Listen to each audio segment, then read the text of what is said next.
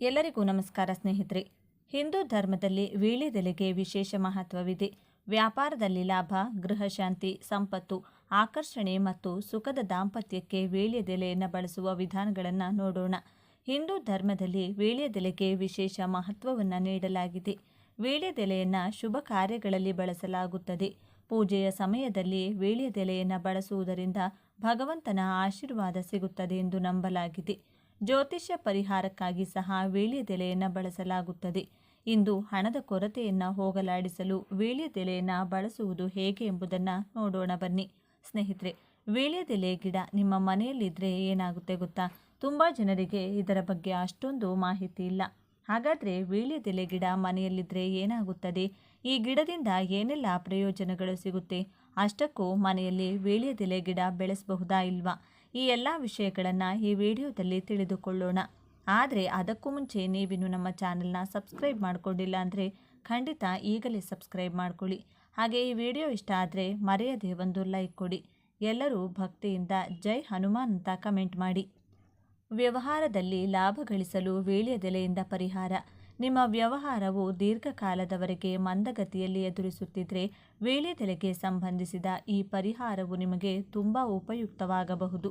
ಇದಕ್ಕಾಗಿ ಶನಿವಾರದಂದು 5 ವೀಳ್ಯದೆಲೆಗಳನ್ನು ಒಂದು ದಾರದಲ್ಲಿ ಕಟ್ಟಿ ನಿಮ್ಮ ಅಂಗಡಿಯ ಪೂರ್ವ ದಿಕ್ಕಿನಲ್ಲಿರಿಸಿ. ಪ್ರತಿ ಶನಿವಾರ ಈ ಎಲೆಗಳನ್ನು ಬದಲಾಯಿಸಿ ಮತ್ತು ಹಳೆಯ ಎಲೆಗಳನ್ನು ಹರಿಯುವ ನೀರಿಗೆ ಎಸೆಯಿರಿ. ಈ ಪರಿಹಾರವನ್ನು ಅಳವಡಿಸಿಕೊಳ್ಳುವ ಮೂಲಕ ನೀವು ವ್ಯವಹಾರದಲ್ಲಿ ಲಾಭ ಗಳಿಸಬಹುದು. ಸ್ನೇಹಿತರೆ, ಈ ವೀಳ್ಯದೆಲೆ ಗಿಡ ಬಳ್ಳಿ ರೂಪದಲ್ಲಿ ಬೆಳೆಯುವಂಥದ್ದು. ತುಂಬ ಜನ ಈ ಗಿಡವನ್ನು ಮನೆಯಲ್ಲಿ ಬೆಳೆಸ್ತಾ ಇರ್ತಾರೆ. ಪ್ರತಿದಿನ ರಾತ್ರಿ ಮಲಗುವ ಮುಂಚೆ ಬೀಡ ಅಥವಾ ವೀಳ್ಯದೆಲೆ ತಿನ್ನುವಂಥ ಅಭ್ಯಾಸ ತುಂಬ ಜನರಿಗೆ ಇರುತ್ತದೆ. ಈ ಗಿಡವನ್ನು ನಾಗವಲ್ಲಿ ಗಿಡ ಅಂತಲೂ ಕರೆಯುತ್ತಾರೆ. ಹಿಂದೂ ಧರ್ಮದ ಪ್ರಕಾರ ವೀಳ್ಯದೆಲೆ ಗಿಡಕ್ಕೆ ಎಷ್ಟೋ ವಿಶಿಷ್ಟತೆ ಇದೆ. ಆಯುರ್ವೇದದಲ್ಲೂ ಕೂಡ ವೀಳ್ಯದೆಲೆಯನ್ನು ಔಷಧಿಗಳಲ್ಲಿ ಬಳಸುತ್ತಾರೆ. ಯಾವ ಮನೆಯಲ್ಲಿ ವೀಳ್ಯದೆಲೆ ಗಿಡ ಇರುತ್ತದೋ ಆ ಮನೆಯಲ್ಲಿ ಶನೇಶ್ವರ ಪ್ರವೇಶಿಸುವುದಿಲ್ಲ ಎಂದು ಪಂಡಿತರು ಹೇಳುತ್ತಾರೆ. ವೀಳ್ಯದೆಲೆ ಗಿಡ ನಿಮ್ಮ ಮನೆಯಲ್ಲಿದ್ದರೆ ನಿಮ್ಮ ಕಷ್ಟಗಳೆಲ್ಲ ಕೂಡ ಹೊರಟು ಹೋಗುತ್ತೆ. ನಿಮ್ಮ ಅದೃಷ್ಟ ಕುಲಾಯಿಸಿ ಮುಟ್ಟಿದ್ದೆಲ್ಲವೂ ಚಿನ್ನವಾಗುತ್ತದೆ. ಈ ಗಿಡ ನಮ್ಮ ಮನೆಯಲ್ಲಿದ್ದರೆ ನಮಗೆ ಯಾವ ಗ್ರಹದೋಷಗಳು ಕೂಡ ತಗುಲುವುದಿಲ್ಲ. ಭೂತ ಪ್ರೇತ ಪಿಶಾಚಿಗಳು ನಮ್ಮ ಮನೆಯ ಆಸುಪಾಸಿಗೂ ಬರುವುದಿಲ್ಲ. ಈ ವೀಳ್ಯದೆಲೆ ಗಿಡ ಮನೆಯಲ್ಲಿದ್ದರೆ ಸಾಕ್ಷಾತ್ ಆಂಜನೇಯ ಸ್ವಾಮಿ ನಮ್ಮ ಮನೆಯಲ್ಲಿ ನೆಲೆಸಿದಂತೆ ಲೆಕ್ಕ. ಈ ಗಿಡ ದಿನೇ ದಿನೇ ಬೆಳೆಯುತ್ತಾ ಹೊಸ ಹೊಸ ಎಲೆಗಳು ಚಿಗುರಿದರೆ ನಮ್ಮ ಮೇಲೆ ಲಕ್ಷ್ಮೀ ಕಟಾಕ್ಷ ಚೆನ್ನಾಗಿದೆ ಎಂದು ಅರ್ಥ. ವಿಪರೀತವಾಗಿ ಸಾಲ ಅಥವಾ ಆರ್ಥಿಕ ಸಮಸ್ಯೆ ಇರುವವರು ವೀಳ್ಯದೆಲೆ ಗಿಡವನ್ನು ಮನೆಯಲ್ಲಿ ಬೆಳೆಸಿದರೆ ಒಳ್ಳೆಯದು.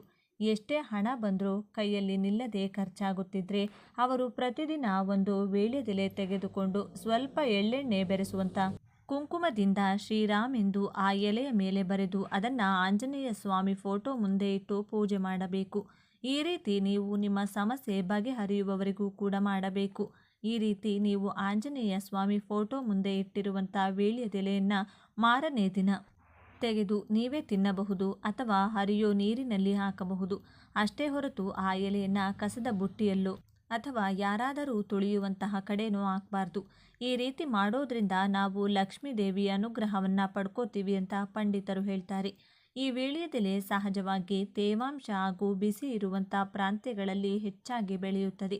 ನೀವು ವೀಳ್ಯದೆಲೆ ಗಿಡ ನೆಟ್ಟ 2 ತಿಂಗಳ ನಂತರ ಮಾತ್ರನೇ ಎಲೆ ಕಿತ್ತುಕೊಳ್ಳೋಕೆ ಶುರು ಮಾಡಬಹುದು. ಮನೆಯಲ್ಲಿ ಹಬ್ಬ ಹರಿದಿನ ವ್ರತ ಯಾವುದೇ ಶುಭ ಕಾರ್ಯ ನಡೆದಾಗಲೂ ಕೂಡ ವೀಳ್ಯದೆಲೆ ಬಳಸಿ ತಾಂಬೂಲ ಕೊಡೋದು ಪೂರ್ವ ಕಾಲದಿಂದಲೂ ಬರುತ್ತದೆ. ವೀಳ್ಯದೆಲೆ ಮನೆಯಲ್ಲಿ ಬೆಳೆಸುವುದರಿಂದ ಆರ್ಥಿಕ ಸಮಸ್ಯೆ ಪೂರ್ತಿಯಾಗಿ ನಿವಾರಣೆಯಾಗುತ್ತದೆ ಎಂದು ತುಂಬ ಜನರು ನಂಬುತ್ತಾರೆ. ಕೇವಲ ಆರ್ಥಿಕ ಸಮಸ್ಯೆ ಮಾತ್ರವಲ್ಲದೆ ನಮಗೆ ಬರುವಂತಹ ಎಷ್ಟೋ ಅನಾರೋಗ್ಯ ಸಮಸ್ಯೆಗಳನ್ನು ಕೂಡ ಈ ಎಲೆ ನಿವಾರಿಸುತ್ತದೆ. ಗಂಟಲು ನೋವನ್ನು ಕಡಿಮೆಯಾಗಿಸುವುದರಲ್ಲಿ ಈ ವೀಳ್ಯದೆಲೆ ರಸ ತುಂಬ ಸಹಾಯ ಮಾಡುತ್ತದೆ. ವೀಳ್ಯದೆಲೆಯಲ್ಲಿ ಫೈಬರ್ ಅಂಶ ಅಧಿಕವಾಗಿರುತ್ತದೆ. ಇದನ್ನು ಪ್ರತಿದಿನ ಊಟದ ನಂತರ ಅಥವಾ ಮಲಗುವ ಮುಂಚೆ ತಿಂದರೆ ಜೀರ್ಣಶಕ್ತಿ ಉತ್ತಮವಾಗಿ ನಡೆಯುತ್ತದೆ.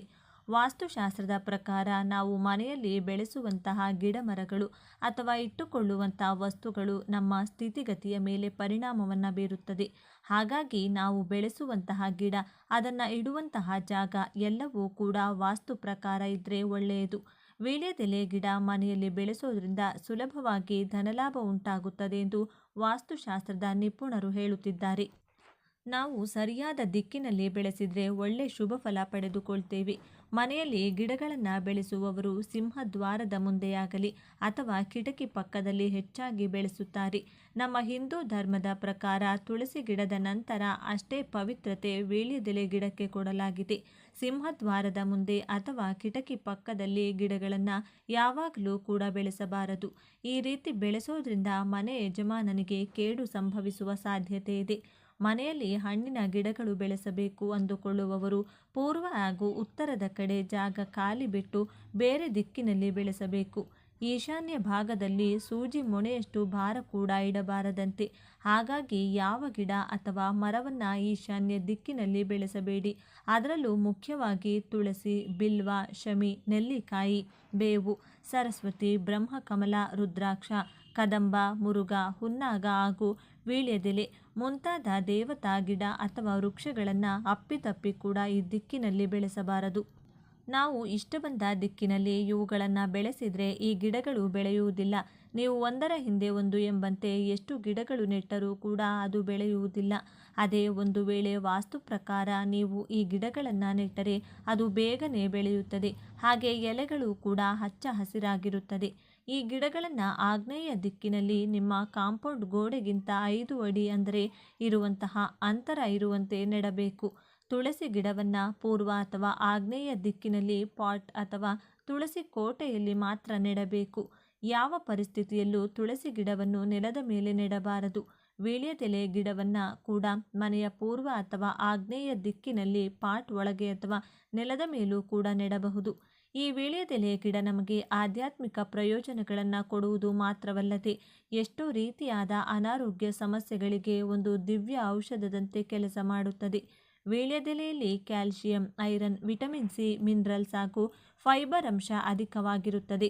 ಹಸಿವಿನಿಂದ ಜೀರ್ಣದವರೆಗೂ ಅನಾರೋಗ್ಯ ಸಮಸ್ಯೆಗಳಿಗೆ ವೀಳ್ಯದೆಲೆ ಒಂದು ಸಂಜೀವಿನಿಯಂತೆ ಕೆಲಸ ಮಾಡುತ್ತದೆ. ಸ್ನೇಹಿತರೆ, ಕೆಲವರಿಗೆ ಹಸಿವಾಗಲ್ಲ, ಹಸಿವಾದರೂ ಕೂಡ ತಿನ್ನೋಕೆ ಇಷ್ಟ ಆಗಲ್ಲ. ಒಂದು ವೇಳೆ ತಿಂದರೂ ಕೂಡ ಯಾವ ಪದಾರ್ಥನೂ ರುಚಿ ಅನಿಸಲ್ಲ. ಇಂತಹ ಜನರು ಪ್ರತಿದಿನ 2 ವೀಳ್ಯದೆಲೆ ತಿನ್ನೋದ್ರಿಂದ ಈ ಸಮಸ್ಯೆಗಳು ಬಗೆಹರಿಯುತ್ತವೆ. ಹೊಟ್ಟೆ ಉಬ್ಬಿಗೆ 2 ವೀಳ್ಯದೆಲೆ ಕೈಯಲ್ಲೇ ಹಿಸುಕಿ ಆ ರಸವನ್ನು ಹಾಗೂ ಎಲೆಯನ್ನು ಹಾಲಿನಲ್ಲಿ ಬೆರೆಸಿ ಕುಡಿದ್ರೆ ಹೊಟ್ಟೆ ಉಬ್ಬು ಅಥವಾ ಬ್ಲೋಟಿಂಗ್ ಸಮಸ್ಯೆ ಕೂಡಲೇ ಕಡಿಮೆಯಾಗುತ್ತದೆ. ಸಾಮಾನ್ಯ ತಲೆನೋವು ಅಥವಾ ಮೈಗ್ರೇನ್ ಸಮಸ್ಯೆ ಇರುವವರು ವೀಳ್ಯದೆಲೆ ಹಣೆಯ ಮೇಲೆ ಇಟ್ಟುಕೊಂಡು ಒಂದು ಬಟ್ಟೆ ಬಿಗಿಯಾಗಿ ಹಣೆಗೆ ಕಟ್ಟಿಕೊಂಡು ಅರ್ಧ ಗಂಟೆ ಮಲಗಿದರೆ ತಲೆನೋವು ಹೊರಟು ಹೋಗುತ್ತದೆ. ಹಾಗೆ ಮೈಗ್ರೇನ್ ಸಮಸ್ಯೆ ಇರುವವರು ವೀಳ್ಯದೆಲೆ ರಸವನ್ನು ಕೈಯಲ್ಲಿ ಹಿಂಡಿ ತೆಗೆದುಕೊಂಡು ಅದರಿಂದ ತಲೆಗೆ ಆಗಾಗ ಮಸಾಜ್ ಮಾಡ್ತಾ ಇದ್ರೆ ಮೈಗ್ರೇನ್ ಸಮಸ್ಯೆ ಪೂರ್ತಿಯಾಗಿ ಹೊರಟು ಹೋಗುತ್ತದೆ. ಪ್ರತಿದಿನ ವೀಳ್ಯದೆಲೆ ತಿನ್ನುತ್ತಾ ಇದ್ದರೆ ಮೆಂಟಲ್ ಹೆಲ್ತ್ ಅಥವಾ ಮಾನಸಿಕ ಆರೋಗ್ಯ ಚೆನ್ನಾಗಿರುತ್ತದೆ. ಇದರಿಂದ ಡಿಪ್ರೆಷನ್ ಸಮಸ್ಯೆ ಕೂಡ ಗುಣವಾಗುತ್ತದೆ. ಜೀರ್ಣ ಸಮಸ್ಯೆಗೆ ಉತ್ತಮ ಪರಿಹಾರ ವೀಳ್ಯದೆಲೆ. ಕೆಲವರಿಗೆ ದೇಹದ ಕೆಲವು ಭಾಗಗಳಲ್ಲಿ ಆಗಾಗ ಊತ ಕಾಣಿಸಿಕೊಳ್ಳುತ್ತದೆ. ಅಂಥವರು ಆ ಜಾಗಗಳಲ್ಲಿ ವೀಳ್ಯದೆಲೆ ಇಟ್ಟು ಒಂದು ಬಟ್ಟೆ ಕಟ್ಟುವುದು ಅಥವಾ ಕೈಯಲ್ಲಿ ಎಲೆ ಒತ್ತಿ ಹಿಡಿದುಕೊಳ್ಳೋದ್ರಿಂದ ಕೂಡ ಊತ ಕೆಲವೇ ಕ್ಷಣಗಳಲ್ಲಿ ಕಡಿಮೆಯಾಗುತ್ತದೆ. ಕೆಲವು ದಿನಗಳ ನಂತರ ಈ ಸಮಸ್ಯೆ ಪೂರ್ತಿಯಾಗಿ ಹೊರಟು ಹೋಗುತ್ತದೆ.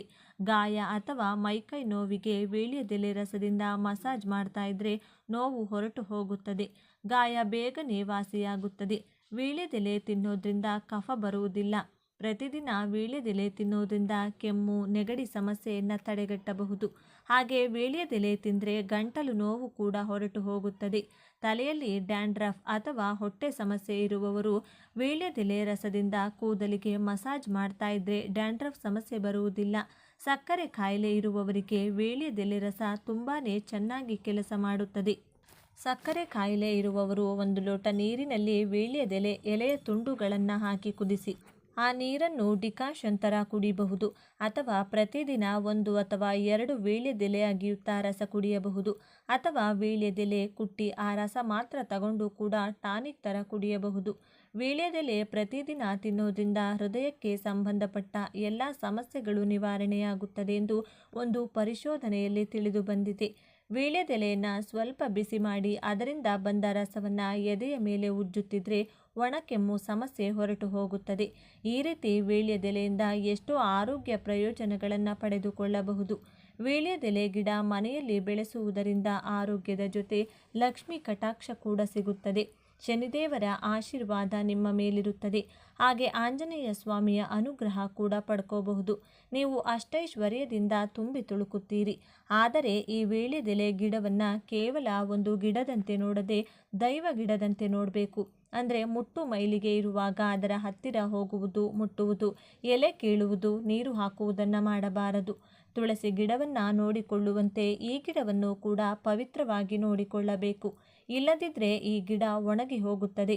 ಇದರಿಂದ ಶುಭ ಫಲದ ಬದಲು ಅಶುಭ ಫಲಗಳು ಹೆಚ್ಚಾಗಿ ಉಂಟಾಗುತ್ತದೆ.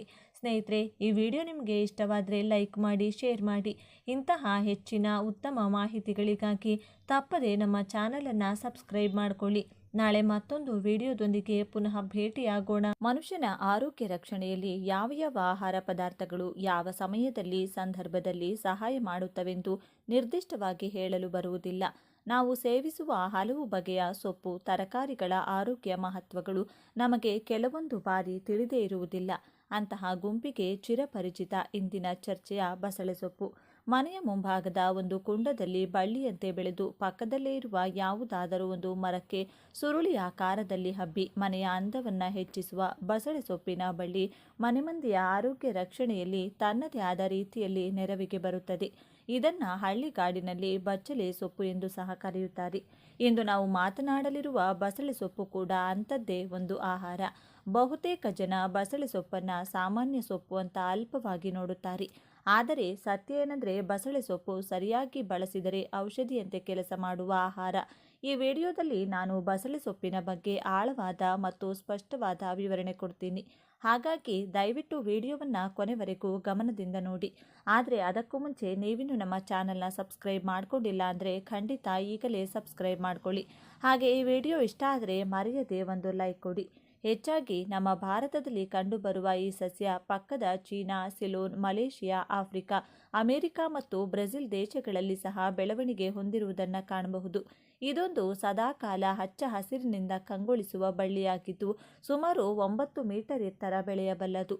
ಬಸಳೆ ಬಳ್ಳಿಯ ಎಲೆಗಳು ನೋಡಲು ವೀಳ್ಯದೆಲೆಗಳಂತೆ ಇದ್ದು 3 ರಿಂದ 9 ಸೆಂಟಿಮೀಟರ್ ಅಗಲ ಹೊಂದಿರುತ್ತವೆ. ಬಸಳೆ ಸೊಪ್ಪು ತನ್ನಲ್ಲಿರುವ ಹಲವಾರು ಬಗೆಯ ಪೌಷ್ಟಿಕ ಸತ್ವಗಳಿಂದ ಮನುಷ್ಯನ ಆರೋಗ್ಯಕ್ಕೆ ಬಹಳಷ್ಟು ಬಗೆಯಲ್ಲಿ ಸಹಕಾರಿ ಎಂದು ತಿಳಿದು ಬಂದಿದೆ. ಬೇರೆಲ್ಲ ಹಸಿರು ಎಲೆ ತರಕಾರಿಗಳನ್ನು ಮೀರಿಸುವಂಥ ಸತ್ವಗಳು ಬಸಳೆ ಸೊಪ್ಪಿನಲ್ಲಡಗಿವೆ. ಇದರಲ್ಲಿ ಕಡಿಮೆ ಕ್ಯಾಲೋರಿ ಅಂಶವಿದ್ದು vitamin A, vitamin C, vitamin B nine, ಕಬ್ಬಿಣ, ಕ್ಯಾಲ್ಸಿಯಂ, ತಾಮ್ರ, ಮೆಗ್ನೀಷಿಯಂ, ಫಾಸ್ಫರಸ್, ಪೊಟ್ಯಾಷಿಯಂ ಮತ್ತು ಇನ್ನಿತರ ಖನಿಜಾಂಶಗಳು ಸೇರಿವೆ. ಜೊತೆಗೆ ಲ್ಯೂಟಿನ್ ಮತ್ತು ಬೀಟಾ ಕೆರೋಟಿನ್ ಎಂಬ 2 ಆಂಟಿ ಆಕ್ಸಿಡೆಂಟ್ಗಳು ಸಹ ಇವೆ. ಬಾಯಿಯಲ್ಲಿ ಉಂಟಾಗುವ ಹುಣ್ಣಿನಿಂದ ಹಿಡಿದು ಸರ್ವರೋಗಕ್ಕೂ ಮದ್ದು ಎಂಬ ಖ್ಯಾತಿ ಬಸಳೆ ಸೊಪ್ಪಿಗಿದೆ. ಬಹಳ ಹಿಂದಿನಿಂದಲೂ ನಮ್ಮ ಹಿರಿಯರು ಬಸಳೆ ಸೊಪ್ಪನ್ನು ತಮ್ಮ ದಿನನಿತ್ಯ ಮಾಡುವ ಅಡುಗೆ ಪದಾರ್ಥಗಳಲ್ಲಿ ಬಳಸುತ್ತಾ ಬಂದಿದ್ದಾರೆ. ಈ ವಿಡಿಯೋದಲ್ಲಿ ಮನುಷ್ಯನಿಗೆ ಬಸಳೆ ಸೊಪ್ಪಿನ ಸೇವನೆಯಿಂದ ಉಂಟಾಗುವ ಕೆಲವು ಆರೋಗ್ಯ ಪ್ರಯೋಜನಗಳನ್ನು ವಿವರಿಸಲಾಗಿದೆ. ಮೊದಲನೆಯದಾಗಿ ಬಸಳೆ ಸೊಪ್ಪು ಅಂದರೆ ಏನು ಅಂತ ತಿಳ್ಕೊಳ್ಳೋಣ. ಬಸಳೆ ಸೊಪ್ಪು ಅಂದರೆ ಇದು ಬಳ್ಳಿ ರೂಪದಲ್ಲಿ ಬೆಳೆಯುವಂತಹ ಒಂದು ಹಸಿರು ಸಸ್ಯ. ಇಂಗ್ಲಿಷ್ನಲ್ಲಿ ಇದನ್ನು ಮಲ್ಬಾರ್ ಸ್ಪಿನಾಚ್ ಅಂತ ಕರೀತಾರೆ. ಇದು ಸಾಮಾನ್ಯ ಪಾಲಕ್ ಸೊಪ್ಪಿನಂತೆ ಕಾಣಿಸಿಕೊಂಡರೂ ಇದು ಬೇರೆ ಸಸ್ಯ. ಇದರ ಎಲೆಗಳು ದಪ್ಪವಾಗಿರುತ್ತವೆ, ಸ್ವಲ್ಪ ಜಾರುವ ಸ್ವಭಾವ ಇರುತ್ತದೆ, ಬೇಯಿಸಿದಾಗ ಮೃದುವಾಗಿ ಕರಗುತ್ತದೆ. ನಮ್ಮ ಹಳ್ಳಿಗಳಲ್ಲಿ ಹಿಂದೆ ಈ ಸೊಪ್ಪು ಬಹುತೇಕ ಎಲ್ಲ ಮನೆಗಳಲ್ಲೂ ಇರುತ್ತಿತ್ತು. ಯಾಕಂದರೆ ಇದನ್ನು ಬೆಳೆಯಲು ಹೆಚ್ಚು ಹಣ ಬೇಕಾಗಿಲ್ಲ, ಹೆಚ್ಚು ಕಾಳಜಿ ಬೇಡ, ಬೇಗ ಬೆಳೆಯುತ್ತದೆ. ಅದಕ್ಕೆ ನಮ್ಮ ಹಿರಿಯರು ಇದನ್ನು ಬಡವರ ಪಾಲಿನ ಆರೋಗ್ಯ ಆಹಾರ ಅಂತ ಕರೀತಾ ಇದ್ರು. ಇನ್ನು ಬಸಳೆ ಸೊಪ್ಪಿನಲ್ಲಿ 2 ವಿಧಾನ ಇದೆ, ಹಸಿರು ಬಸಳೆ ಮತ್ತು ಕೆಂಪು ಬಸಳೆ. ಹಸಿರು ಬಸಳೆ ಸೊಪ್ಪಿನ ಬಗ್ಗೆ ನೋಡೋದಾದರೆ ಈ ವಿಧದ ಬಸಳೆ ಸೊಪ್ಪಿನ ಎಲೆಗಳು ಸಂಪೂರ್ಣ ಹಸಿರಾಗಿರುತ್ತವೆ. ಇದನ್ನು ಅಡುಗೆಗೆ ಹೆಚ್ಚಾಗಿ ಬಳಸುತ್ತಾರೆ.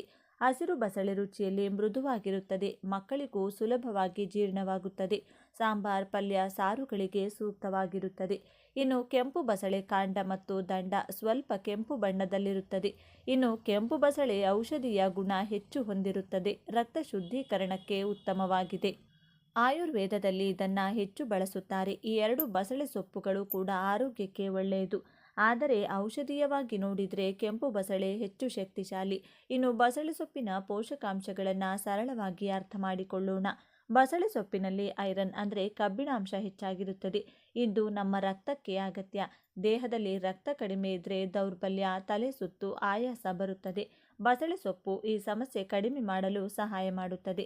ಇನ್ನು ಇದರಲ್ಲಿ ಕ್ಯಾಲ್ಸಿಯಂ ಇರುತ್ತದೆ. ಎಲುಬುಗಳು ಬಲವಾಗಿರಲು ಇದು ಅಗತ್ಯ.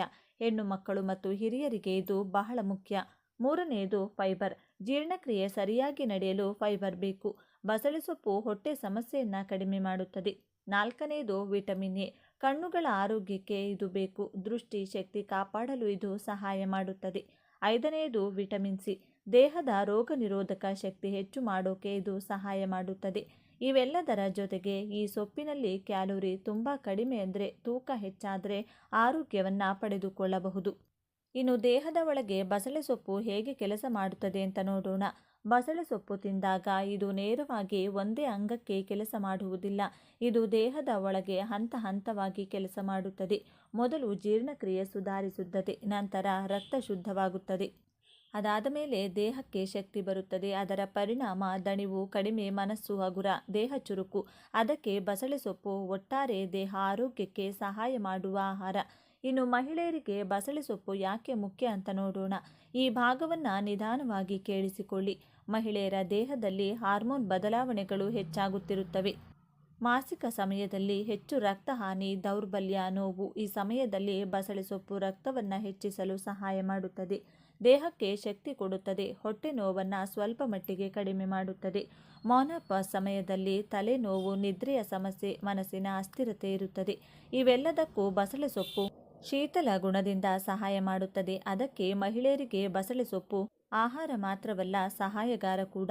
ಇನ್ನು ಮಕ್ಕಳಿಗೆ ಬಸಳೆ ಸೊಪ್ಪು ಹೇಗೆ ಕೊಡಬೇಕು? ಮಕ್ಕಳಿಗೆ ನೇರವಾಗಿ ಪಲ್ಯ ಕೊಡೋದಕ್ಕಿಂತ ಸಾರು ಅಥವಾ ದಾಲ್ ರೂಪದಲ್ಲಿ ಕೊಟ್ಟರೆ ಒಳ್ಳೆಯದು.